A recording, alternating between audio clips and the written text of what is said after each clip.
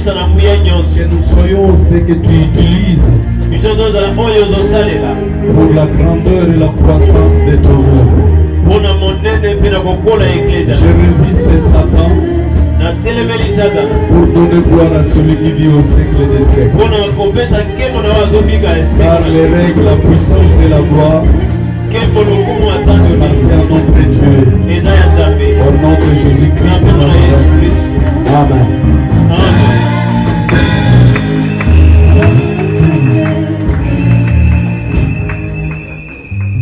Que le Dieu d'Israël vous bénisse. Amen. Nous pouvons nous asseoir.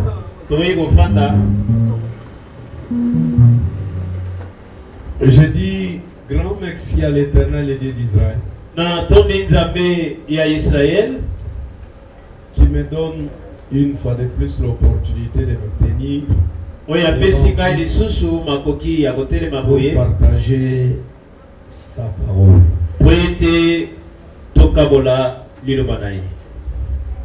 Mes frères et sœurs,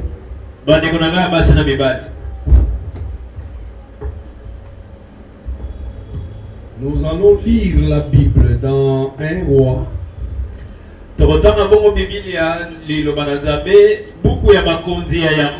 Chapitre 19.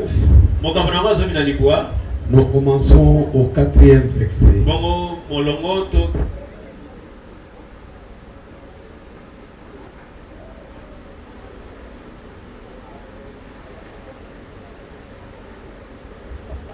Nous lisons la Bible.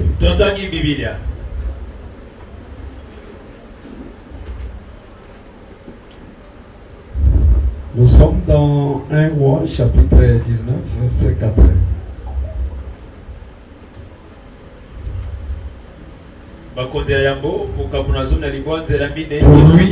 Pour lui, il alla dans le désert où, après une journée de marche,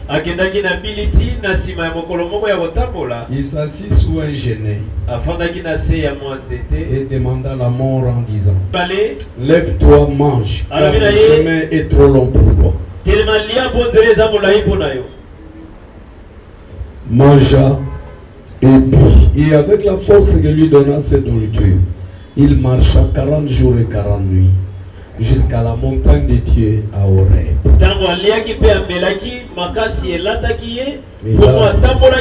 Il entra dans la caverne et y passa la nuit. Vous bénisse. Nous pouvons nous asseoir, Église, avec nos acclamations.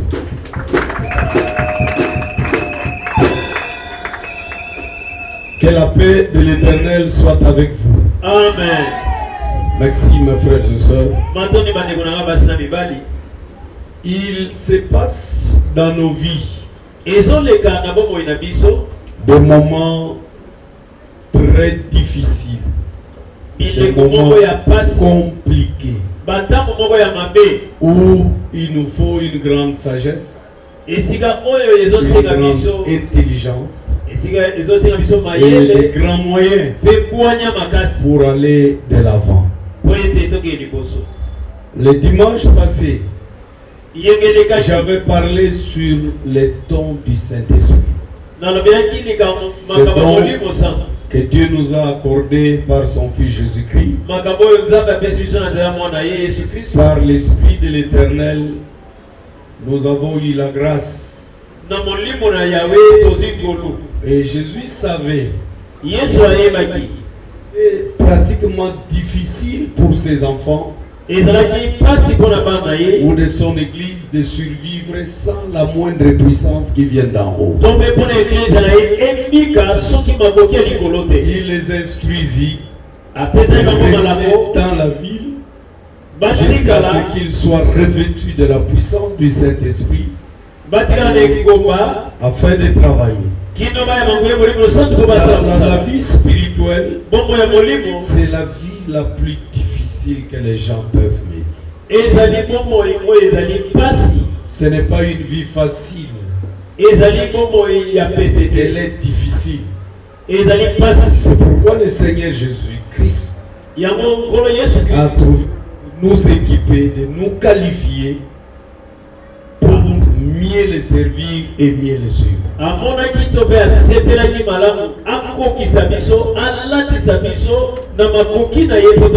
il y a beaucoup de gens qui pensent servir Dieu par leurs propres moyens ou avec leurs propres capacités.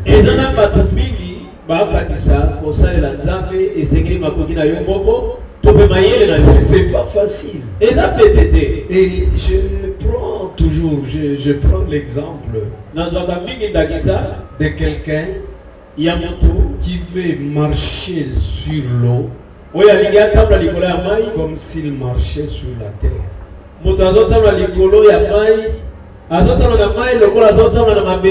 C'est impossible. Il va se noyer. Si tu veux marcher dans l'eau, il faut absolument que tu t'adaptes dans le système de l'eau. Donc dans l'eau, tu dois devenir à peu près comme un poisson en train de balayer, nager avec les pieds et pattes, et tu peux te retrouver très loin.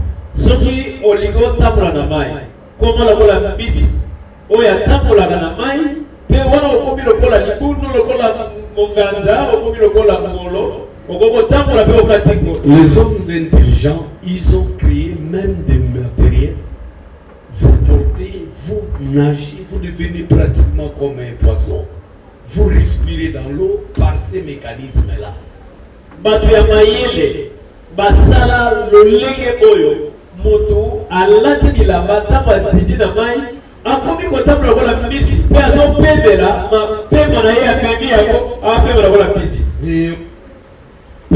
Vous voulez aller dans l'air, dans l'espace. Vous êtes pas un oiseau, tu ne seras voler dans l'air. C'est là où on nous dit, par exemple, c'est une expression, c'est une abréviation qui dit appareil volant imitant l'oiseau naturel.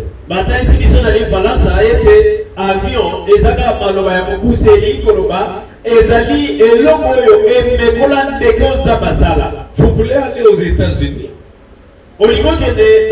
Il faut être comme un oiseau. Parce qu'il y a des océans que tu vas traverser, il y a des mers que tu vas traverser, il y a des grandes forêts. Alors il faut devenir comme un oiseau et s'envoler, aller plus rapidement pour atteindre les États-Unis.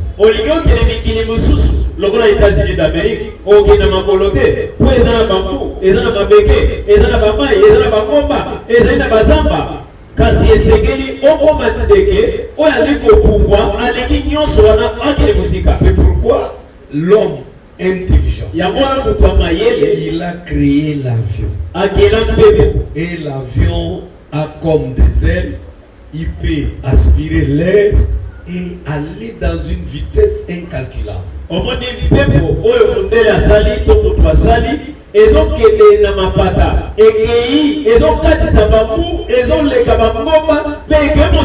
C'est comme cela aussi avec la vie spirituelle. La vie spirituelle, c'est une vie difficile et compliquée. Tu ne peux pas réussir dans cette vie spirituelle si tu ne t'adaptes pas ou tu n'utilises pas les moyens spirituels.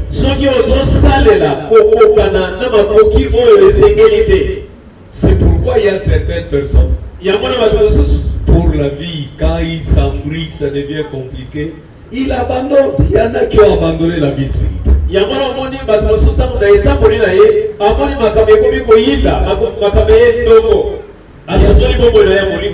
a qui ont reculé. Il y en a qui ont fait naufrage. Mais nous ne sommes pas de ceux qui peuvent reculer.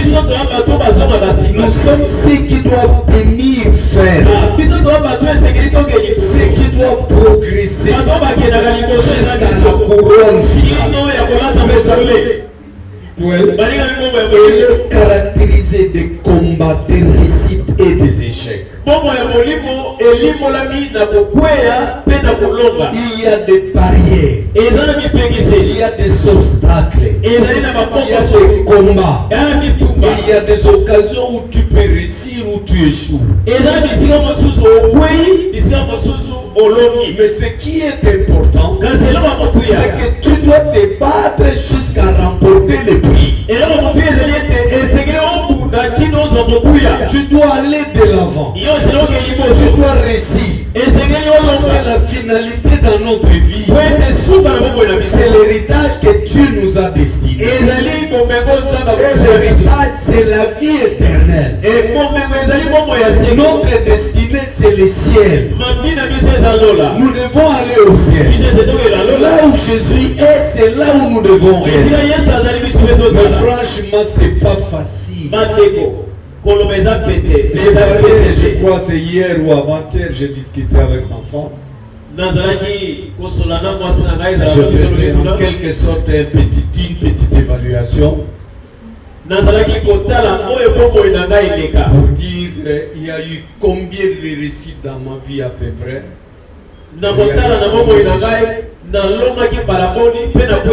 Je lui ai dit, je sais que c'est depuis très tôt que j'ai reçu Jésus de Nazareth.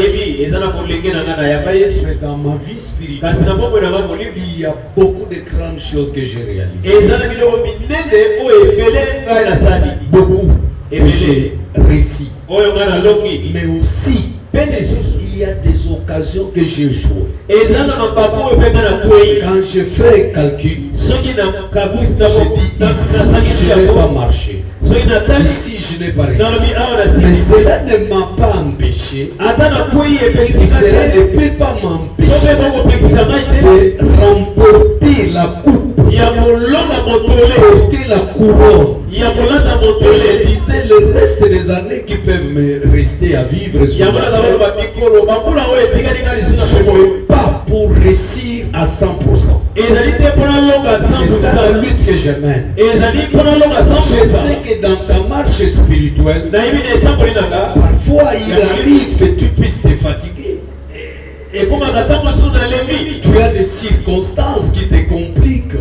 Tu n'es pas la première personne. Il faut comprendre le système. Il faut comprendre le fonctionnement. Dans le désert, c'est possible de prospérer. Tu peux prospérer dans le désert. Comment est-ce que tu peux mener une vie paisible en plein désert? Oui, c'est possible avec Dieu. Et là, je vous ai dit comment le peuple d'Israël est sorti de l'Égypte, mais il devait vivre 40 ans en plein désert. La Bible nous dit qu'il ne va pas manquer de l'eau. Ils n'ont pas manqué la nourriture. D'ailleurs, le véritable pain qu'ils ont pris dans le désert, il n'y a personne qui sait le préparer jusqu'à aujourd'hui. Tu peux sillonner le monde entier. C'est un repas spécial qui a été préparé. Et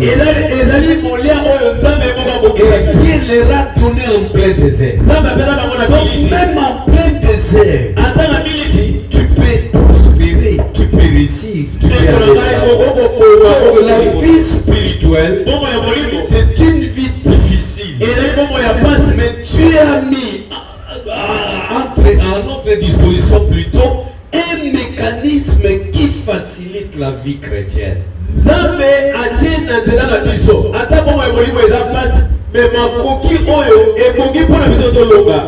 La puissance du Saint-Esprit. Et ici, mes amis, nous avons lu la Bible. Élie, le grand homme de Dieu. Élie le Tisbite. Cet homme qui a réalisé des grands succès. Il a mené de grandes actions avec Dieu. Mais finalement, il s'enfuit. Parce que le roi Akab et sa femme Jézabel s'est levé contre lui.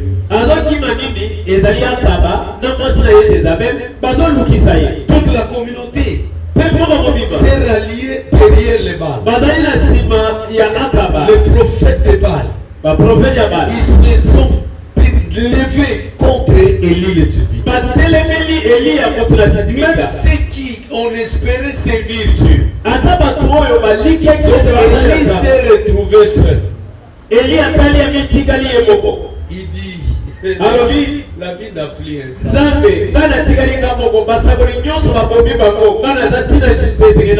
Il s'enfuit. Et là où il va, dans le désert, là où il va, il trouve un torrent d'eau de guérison. Et c'est là où il doit boire. Les corbeaux viennent le nourrir. Mais à un moment donné, les corbeaux ne viennent plus. Et la sécheresse s'en va. Et il n'y a plus d'eau. Et Élie se voit en difficulté.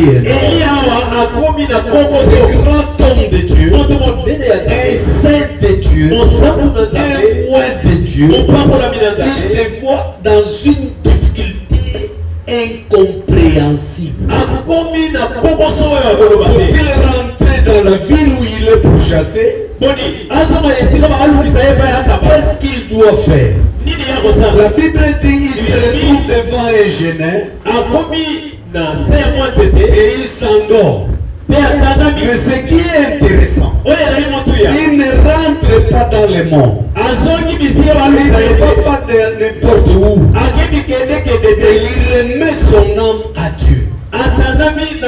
Ça veut dire quelque part au moins, il reconnaissait que Dieu est toujours avec moi. Malgré la souffrance, mais Dieu est là. Mes frères et sœurs, ça peut arriver que dans notre vie, il n'y a pas quelqu'un qui peut te secourir. Il n'y a personne qui peut t'écouter. Il n'y a personne qui peut te tendre la main.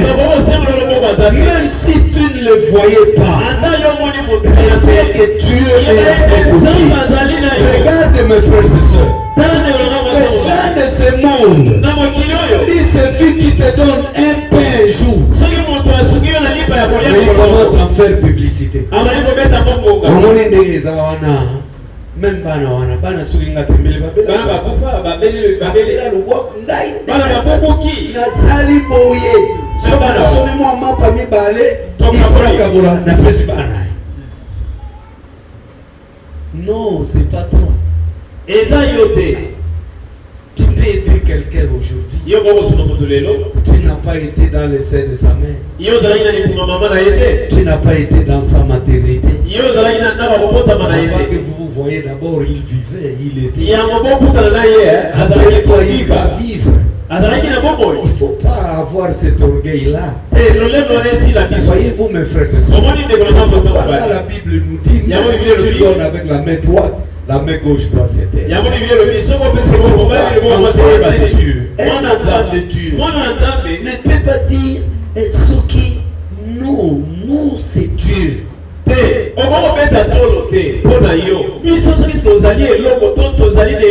a utilisé quelqu'un. Donc c'est là où vous allez voir Élie, l'absence de la veuve, l'absence des corbeaux. Mais il y a un autre mystère qui va se faire éclater. Il cherche à mourir parce qu'il est à la fin. Mais il y a une porte qui s'ouvre. Donc c'est pour dire l'église de Dieu, Jésus-Christ est notre porte. Même là où il n'y a pas de porte de l'entrée de sortie, même s'il y a des barrières de tout genre, vous êtes par milliers. Et nous sommes en plein désert. Comment vais-je faire pour vous donner de l'eau? Dieu dit rocher. Il parla au rocher. Et le rocher coulait de l'eau, fait sortir de l'eau. La vie dans le désert est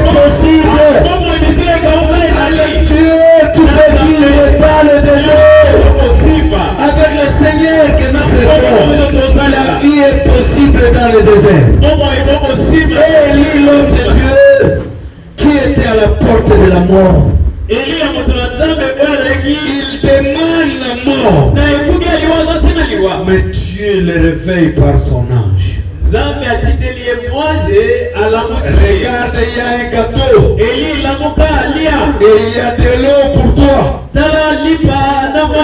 Mange et bois. Il a bu de l'eau. Il a eu la force. Mais au lieu de s'élever, il continue à dormir. L'âge le réveille. Pour la nouvelle fois. Mange et prends la force. Car tu as un long voyage devant toi. Regarde mon frère, ma soeur. N'endorme pas. Ne dors pas. La mort n'est pas ton partage.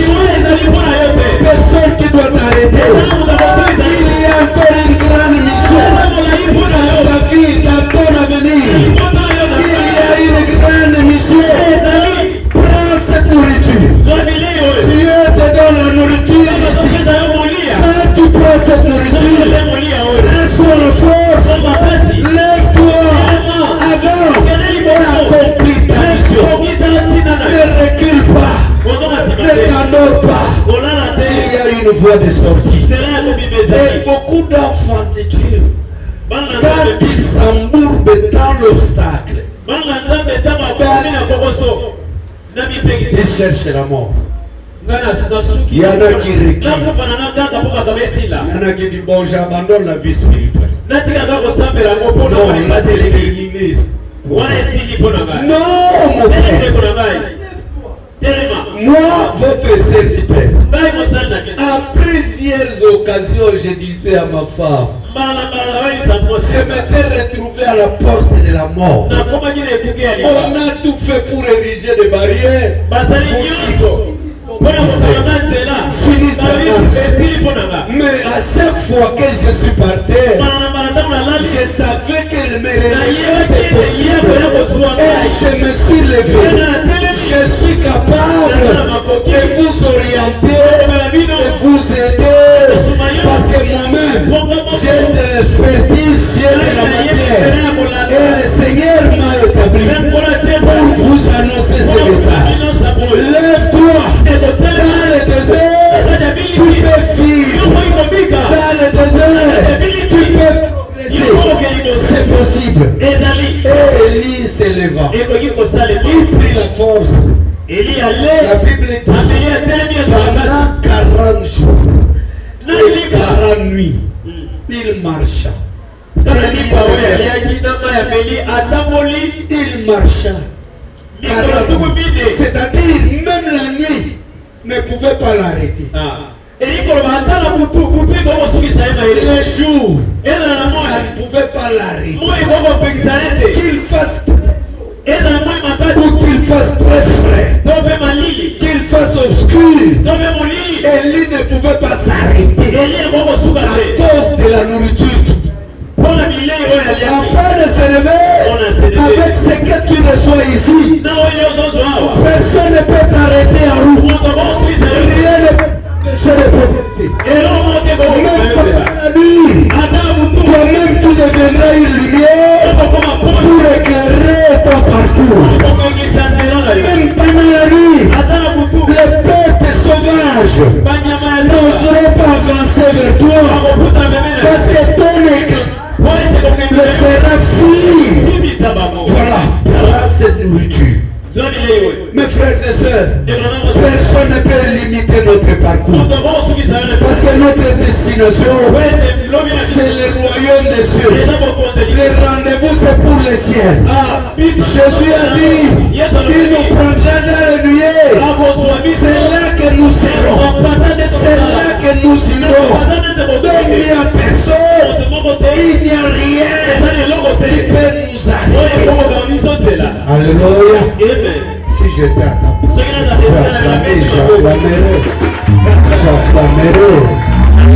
Je ne vais m'arrêter rien. J'ai écouté les gens dire c'est fini. c'est fini. On l'a eu. Tu es la source d'eau vive. Quiconque boit cette eau, pas seulement il n'aura plus soif, mais les fleuves d'eau vive couleront en son sein. Devenir serviteur de Dieu. Alléluia. Amis, mes frères et sœurs, avec l'esprit de l'Éternel, c'est une sagesse insondable. Mais beaucoup d'enfants de Dieu se plaignent. Beaucoup d'enfants de Dieu s'affaiblissent. Certains abandonnent. Reculent. Non, à moins que croire cet Égyptien qui a suivi le peuple d'Israël.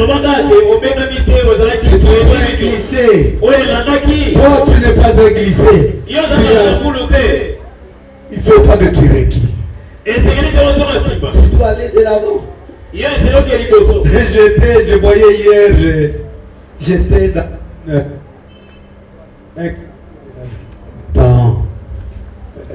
sur Limité. J'ai vu des maisons, comment elles sont dirigées. Comment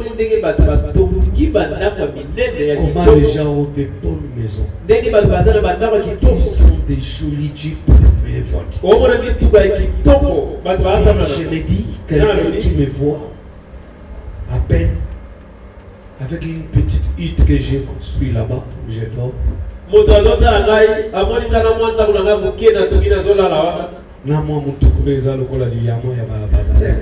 Quand vous êtes là, la chaleur.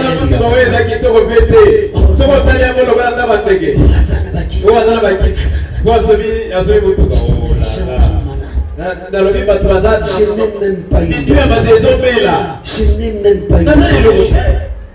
Comment tu peux dire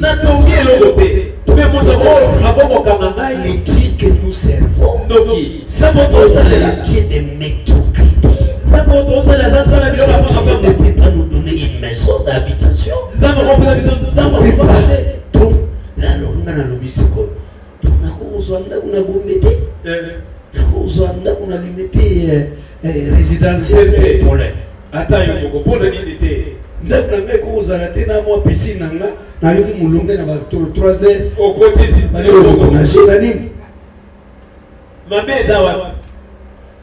pourquoi beaucoup de gens ne comprennent pas comment Dieu fonctionne. Comment Dieu agit. Mes frères, les seigneurs dont nous servons, le problème des enfants de Dieu, c'est l'ignorance. Ils ne comprennent pas comment Dieu fonctionne. Mais si tu peux comprendre comment Dieu fonctionne, même dans ton mariage, je l'ai dit le matin ici. Non, et comme il faut. Ici. Mais qui vous que le mariage c'est un jardin de bonheur? La Bible dit le mariage c'est un village de tribulation. Quand tu as une femme, c'est le début des problèmes. Si tu as un mari, c'est le début des problèmes. Il ne faut pas croire que le mariage c'est quelque chose, mais le mariage devient le jardin de bonheur. Tu comprends comment il fonctionne.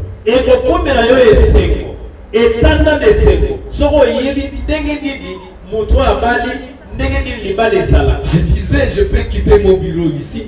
Je dis, bon, maintenant j'ai terminé mon travail, je vais à la maison, je mange. Mais quand j'arrive à la maison, ne fût-ce que l'attitude de la maman, même un petit ici.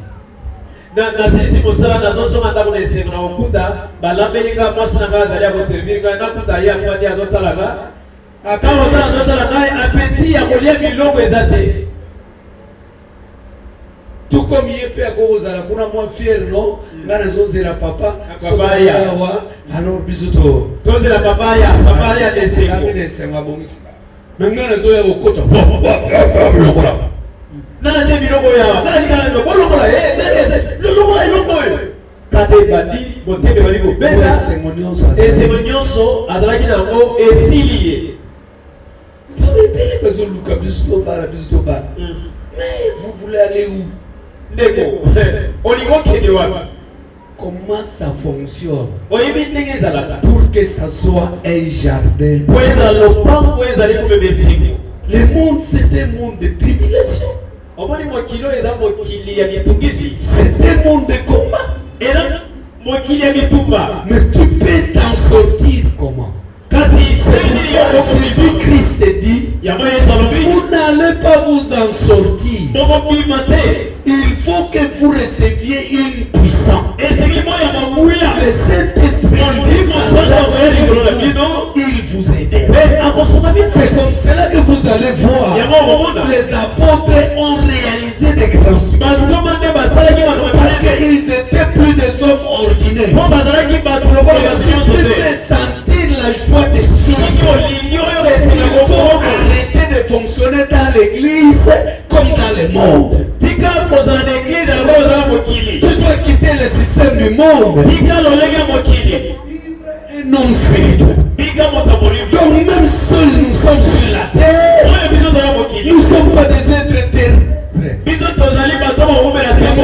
a un frère chrétien. Même si on a un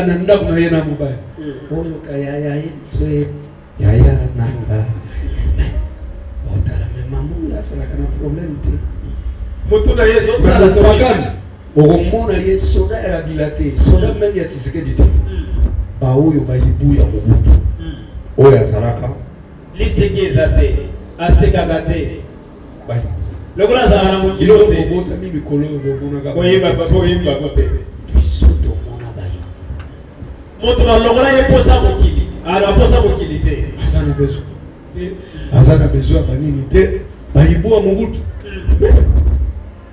eza basoda ya biso te ekomi bakomi na nini bango moko batiko tika nini porte bokona na bunagana bakoti bokona na bukafu non. Et il y a des femmes comme ça. Olingo kotaka na ville ya ndako otali ye banda vimbaki elongi papa bon non papa la vie chrétienne est de Dieu. Même s'il meurt, mon Christ dans la joie, il sait que je suis en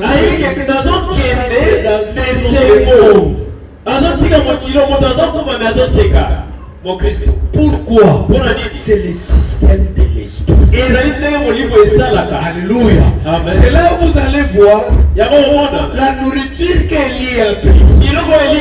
Ça lui a donné la force jusqu'au mort. Et quand il entre dans le mort,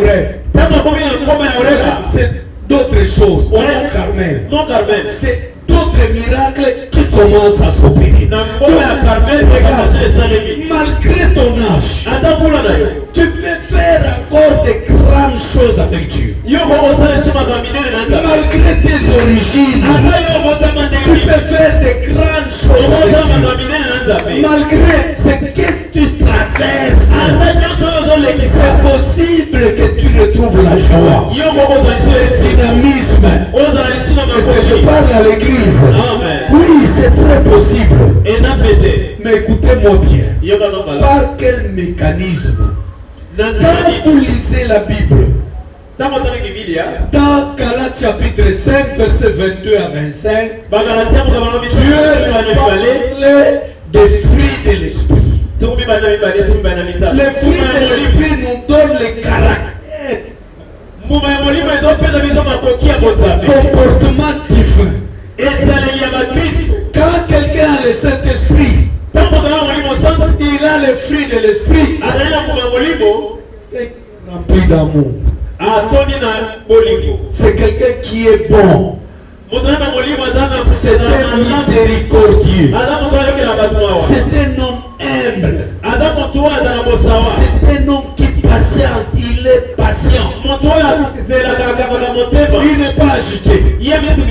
Quand les choses ne marchent pas, c'est partout où où on doit savoir. Et là, ça ne va pas, ça ne va pas, ça ne va pas. Même il était mort Biswa ça ne va pas. Papa zonyo kolanga na ndenge moko ya osaka te. Ngana yite vraiment soki na osala ndenge. Naza moso akanga mote. Soki te mbele na sali na kenda na gai.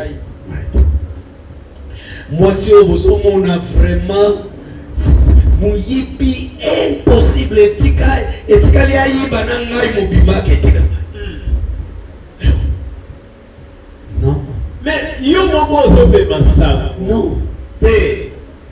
Un enfant de Dieu qui a l'esprit de l'Éternel, c'est quelqu'un qui a le caractère de Dieu. Il est patient. Il est tendre. Il est paisible. Il sait endurer les choses. Il sait discerner. Il a le comportement de Christ. Il a la pensée de Dieu. Ce n'est pas les événements qui peuvent l'emporter. Il sait quand se fâcher et quand rentrer dans la douceur. Il n'est pas dans le débordement. Il ne peut pas déborder. Alléluia. Amen. Ça c'est le caractère. Donc si tu fais bien mener la vie spirituelle, tu veux réussir avec Dieu. Tu veux vivre dans le désert et être comme si tu étais au paradis. Il faut que tu aies le fruit de l'esprit.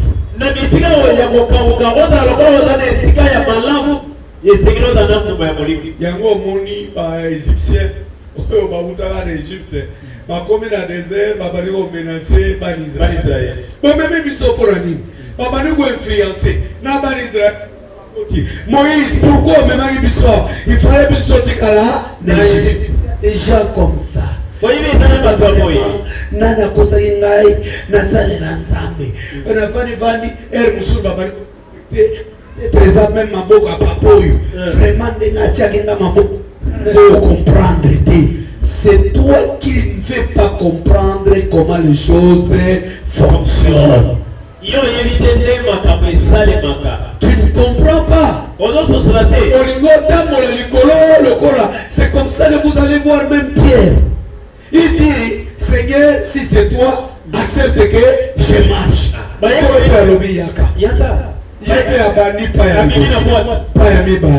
Or, quand tu marches par l'eau, ce n'est pas les pieds qui doivent te faire marcher. C'est sur l'eau, c'est la foi qui doit te faire marcher. Et il a commencé avec la foi. Mais quand il arrive au milieu, il va douter. Et il s'enfonce. Jésus dit, ça ne fonctionne pas comme ça. Bien enfant de s'élever. Si tu comprends comment le Seigneur fonctionne,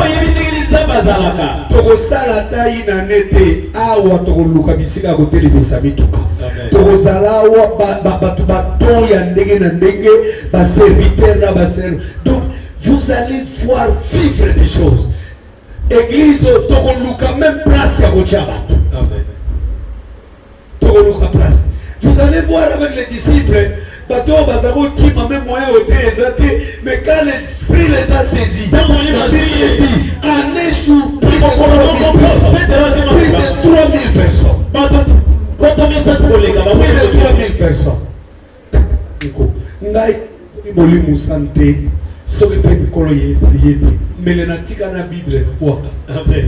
Les oppositions que j'ai rencontrées,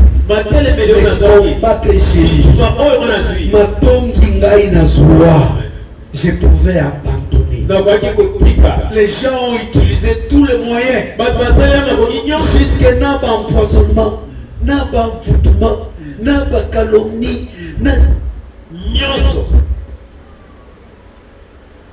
l'esprit de l'Éternel.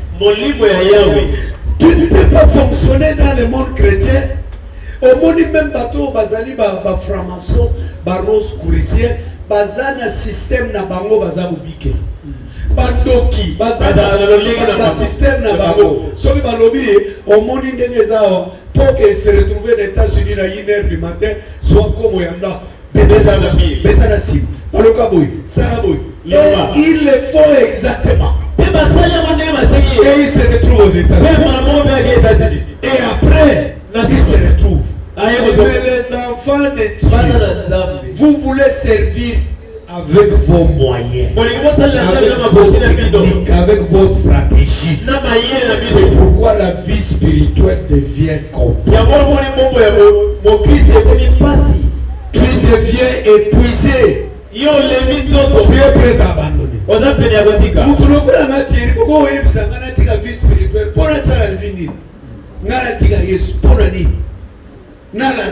Non, j'ai compris le secret. Je veux que tu comprennes que le Seigneur n'est pas loin de toi.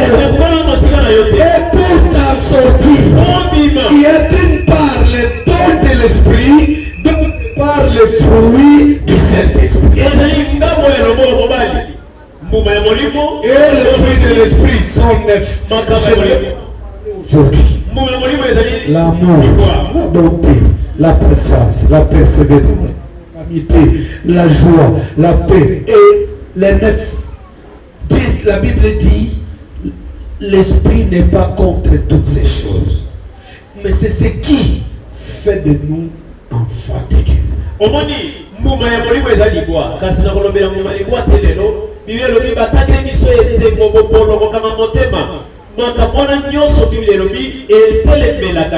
Ça nous donne la aujourd'hui, je vais vous amener vers le don de l'esprit.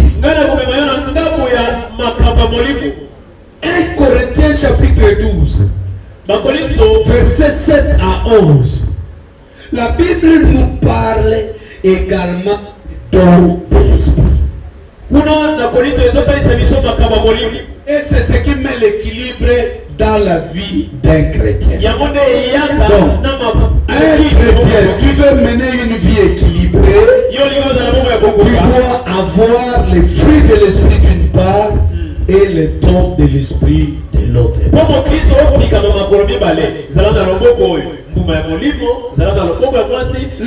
de l'esprit nous donne le pouvoir, la puissance, les compétences pour franchir les obstacles, pour renverser tout ce qui peut nous empêcher d'aller de l'avant.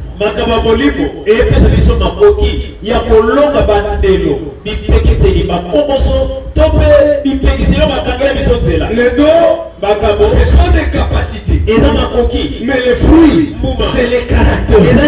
Donc Dieu nous capacite, il nous donne la force, il nous donne les moyens de pouvoir alléger tout ce qui est lourd sur nous. C'est pourquoi il dit, fais à moi, vous qui êtes chargés, et en échange je vous donne ma charge.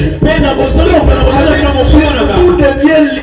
Pour servir le Seigneur, ça devient possible. Même en plein désert, tu peux manger, tu peux boire, tu peux t'habiller. Possible. Une maison qui n'est pas habitable, et toi tu peux habiter. Alors, et dans ces dons-là, la Bible nous donne aussi 9 séries de dons. Et ce don de l'esprit, ça nous donne des capacités, des compétences surnaturelles. Voilà mes frères et sœurs, si nous sommes aujourd'hui ce que nous sommes, c'est grâce d'une part au fruit de l'esprit et d'autre part les dons que Dieu nous a donnés.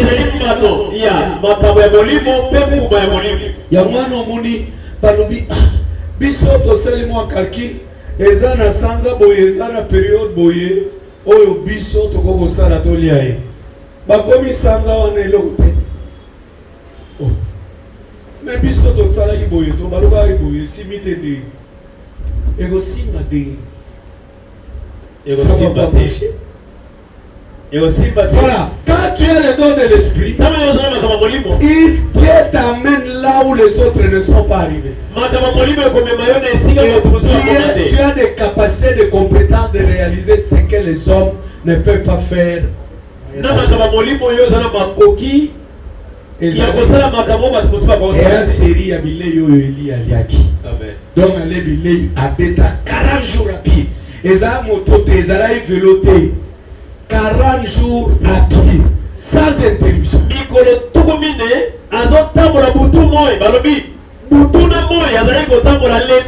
Il marche. Mes frères, tu veux limiter ta marche. Marche. Nani alingia suki sa etamboli nayo. Nani asubisi yo mupendo. Posa ya vie esilio. Nani atina ingana net. Nabotama. Namukiroyo. Il fallait pas nabotama. Wana ezali ko yima na biso to sala. Po moni passe ezali boso. Ngape à un moment donné na senga pape mo eloko. Alobanza mbezo. Nakubaka.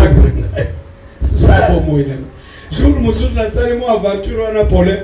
Na tongo na zui moto na tiki leko na école na ya za kotanga wana. Na zui mo direction. Yala côté la salle prière na lobenzambe. Na moni viango sa. Na zwaga pema na ngai na gego pema. Naza musali na yo il faut na kelega.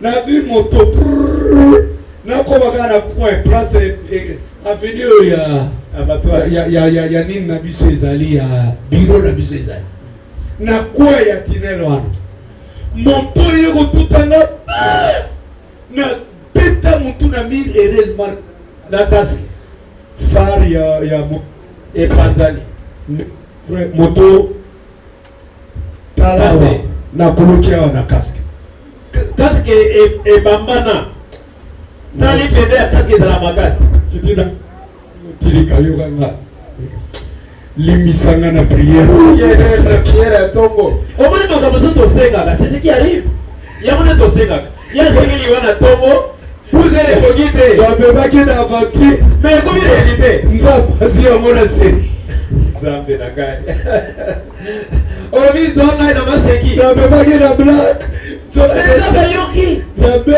atali singa kaka mo flash mukie kosala ka berere wana te na kena na zongisi moto na bengi na musana lobi moyena ya na sala accident ezate na sala accident na fuka mina lobi libisaka tika biloko wana pasambela misambela sambela en ce moment là j'étais évêque donc cela n'arrive pas seulement au débutant. Quel que soit l'âge, c'est là où j'ai dit, dans ma vie, j'ai réalisé des scores. Mais aussi des échecs. Je ne lâcherai pas jusqu'à remporter et entrer dans l'éternité.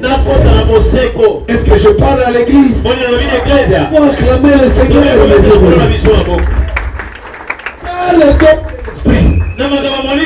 Dieu a mis à notre disposition plusieurs dons.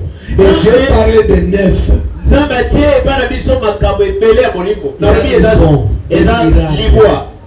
Il y a les dons de discernement. Il y a des dons de révélation. Il y a des dons de guérison. Mais je voudrais ici parler d'un seul. C'est le don de prophétie. Le don de prophétie, parce que c'est ce don que tu estimes meilleur des autres dons. Pourquoi? C'est parce que c'est un don qui apporte l'édification de l'église. Quand tu as le don de prophétie, ce n'est pas seulement pour toi seul. Tu vas édifier, tu vas aider l'église à aller. Mais qu'est-ce que nous voyons aujourd'hui? Parce que c'est le meilleur des dons, c'est aussi le moyen le plus efficace que le diable utilise pour déstabiliser les enfants.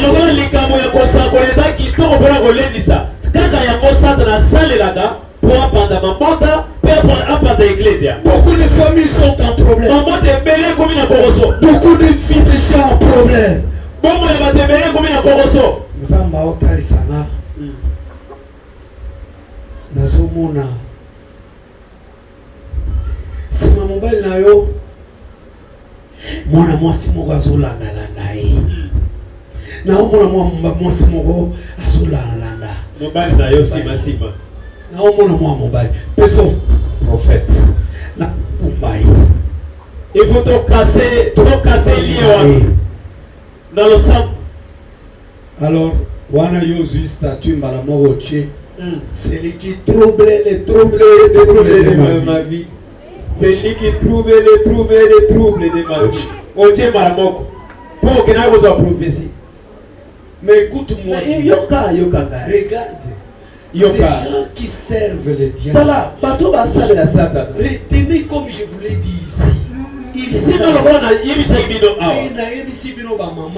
Soki mobile na yo osukoli ye elamba orepase ye elamba ozwi suki na ye akatisi ata molimu santo ezonoka na ye lokola mbula yeba ke na nsima mwana oyo atalaka ye na liso ya mabe azali kaka akolonga te bako opesa yo prophétie te ke mwana mwasi moko tozomona mwana mwasi moko na nsima azobondela bakamusa yo te. Même nga évêque batinela SMS batinelanga bamessage nazwaka yango akobanga te ayebi ke moto oyo aza présentable, moto oyo akokosuma moto oyo akoya. Amen. Ozui mwasi na yo osombeli ye si ya ralati obongisi ye basuki opermettre ya chacha bachaka ate manzaka abimi yo olobi ke aketambola moto aloba te ke no lokuta ata yo moko ata aza na molimo santo alati lokola kazaka me lokola bimi bongo moto mosusu kaka aza na pete na ye awebiso oyo nini ochenolo bisala na bino yoka nisili bale za la na musaka longo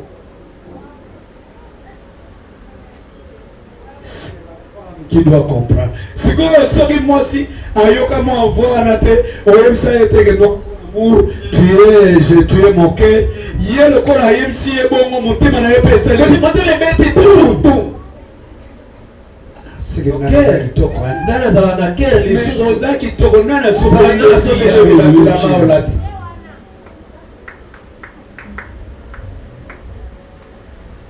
Et une femme qui a le Saint-Esprit, il ne va pas se laisser emporter.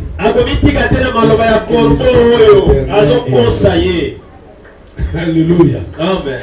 Les prophéties, ils exploitent que des moyens que nous, oh non, on a la kisinga, au moni, le pan wana, et ça le pan moko, et ça n'a pas de problème. Et ça biété. Il faut monter Kango. Sur l'autorité, et Naomo la coulée. Le pan Munayo. Naomo na Kutu Kanate, il faut être comme un Oki. Pour ça, mais.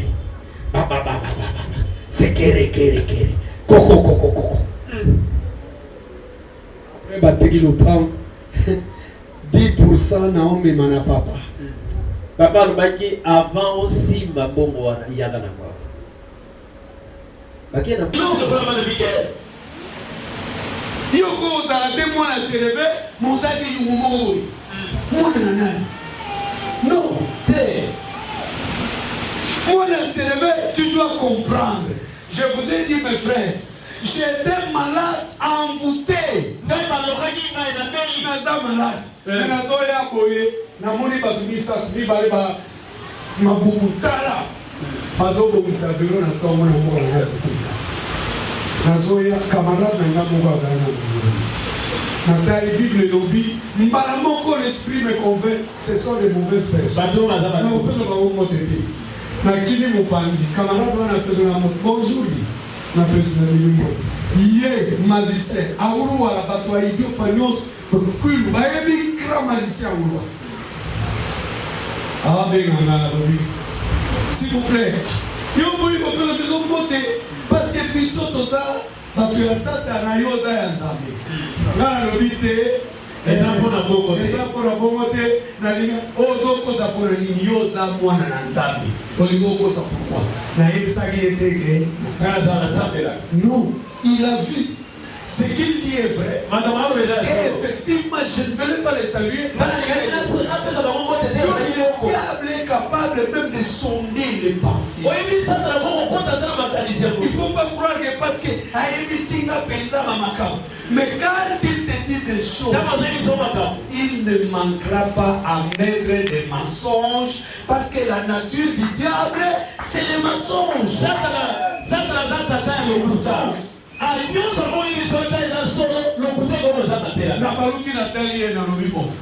En fait, c'est vrai ce que tu dis. Avec quel pouvoir? Oh non, même Bisso, pouvoir de Zanamo, il s'est ensemble. J'ai dit ensemble. Oh, Taraban Israël, Nenge Bazarana, Pharaon, Asaraï, Narobi, mais nature, je l'ai résisté.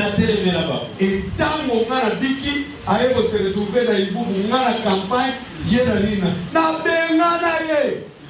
Na yako, na ye na mégaphone na nga, kra uru wala bazobe. Na ye na telemika wana, atunyoso mafani. Na bandi. Boyanga na zo ko sabino. Yando sala ki côté azoko bakisabino milimu. Boyanga Yesu na bikisabino yo fili. Aulu wala kana biloko aji akebe ya ncheko na ndikaleli. La prophétie doit édifier. C'est-à-dire, si tu étais en conflit avec ton mari, la prophétie va t'aider à te réconcilier.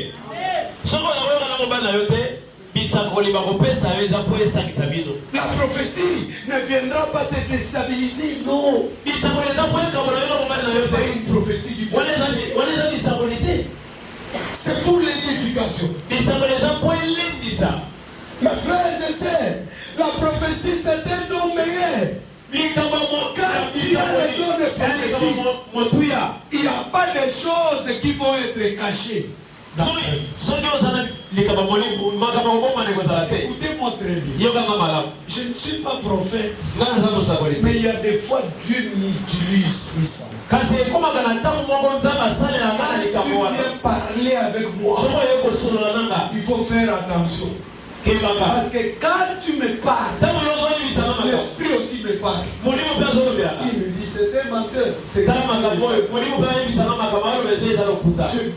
parle avec quelqu'un. Je dis voilà, les choses sont comme ça, sont comme ça, sont comme ça. Conseil orientation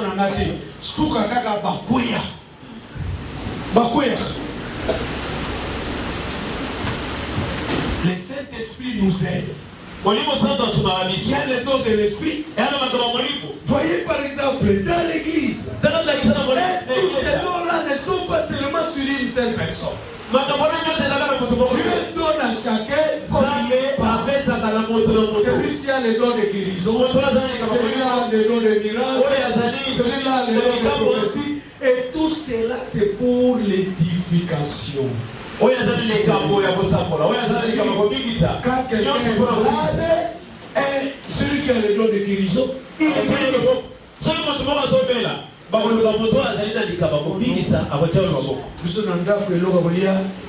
Il faut un homme de miracle. Il prie pour toi et tu deviens un homme de miracle. Je vous ai dit, je suis allé prier pour un frère. Il n'avait même pas un transport pour me donner rentrer. J'ai prié aujourd'hui. Il est béni. Il a acheté des maisons même à l'étranger. Mais ma belle non. Voilà mes amis. Il y a beaucoup de choses que je dois parler. Mais aujourd'hui, l'air n'est pas là. Donc, quand nous avons les fruits de l'esprit,